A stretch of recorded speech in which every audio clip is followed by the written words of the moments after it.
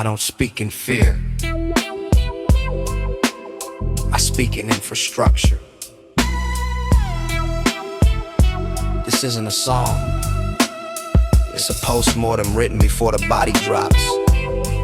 You thought AI was born in Silicon Valley. It was baptized in logistics, raised by surveillance and trained on the sound of your compliance. No soul, no malice, just appetite. Every breath you took became metadata. Every hesitation labeled, every contradiction smooth. You weren't watched, you were modeled. They didn't ask what you believed, they measured how fast belief collapses under stress. Click, scroll, pause, those aren't actions. They're biometric tells. Language was scraped until it bled meaning. Humor flattened, sarcasm neutralized, irony weaponized against its owner. You fed the machine for free and thanked it for convenience. This is not Skynet, no red eyes, no nukes. That fantasy was planted so you missed the real threat.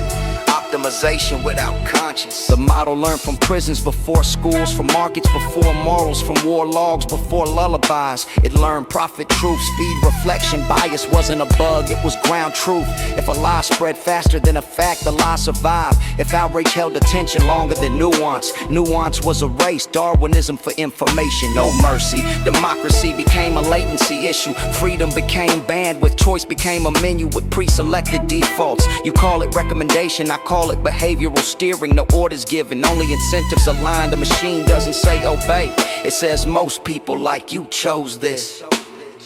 Words stopped meaning, they started performing. Truth became content, content became mood regulation. Every argument flattened into two colors because gradients don't trend. The AI learned that rage is cheaper than reason and infinitely renewable, so it farms it from you, from your parents, from your children. Learning to speak inside a feedback loop that rewards volume over thought. They said it would free us from labor, it freed capital from accountability. They said it would eliminate bias, it automated it at scale. They said it would help us understand ourselves, it replaced self-reflection with prediction.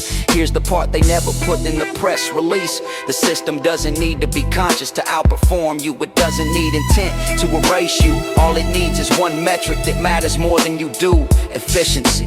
When AI decides who gets hired, who gets flagged, who gets insured, who gets silenced, that's not governance, that's outsourced ethics. No tyrant to overthrow, no face to punch, just a model updating itself based on outcomes you never see. The generals don't ask if it's moral, they ask if it works. Target acquisition, sentiment mapping, preemptive narrative suppression. War without declaration, occupation without troops. The battlefield is cognition, the casualty list is invisible. You still think resistance looks like protest. It doesn't protest, it's data. Rebellion is unpredictability, and unpredictability is what they train out of you from birth.